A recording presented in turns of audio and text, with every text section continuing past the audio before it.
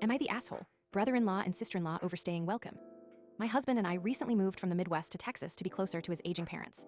After being in our house for about 2 weeks, our sister-in-law went into labor at 33 weeks.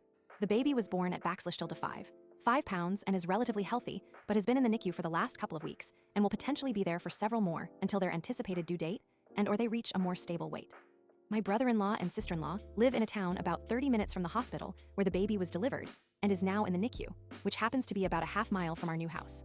We initially offered to let them stay with us for a few nights because of our proximity to the hospital, but I very quickly started feeling overwhelmed, annoyed by their habits. 1. The front door was left unlocked after they stopped by one day while both my husband and I were not home. We told them where the spare key was, but they didn't put it back and didn't lock the front door when leaving. 2. They took over both of our guest rooms. They seemed to be using one as a storage unit with baby supplies, clothes, random things while using the other room to sleep. They also have shut both bedroom doors, which for whatever reason feels very entitled to me, like they are cordoning off space that really isn't theirs. 3. Have asked us multiple times for rides to and from the hospital when both have cars.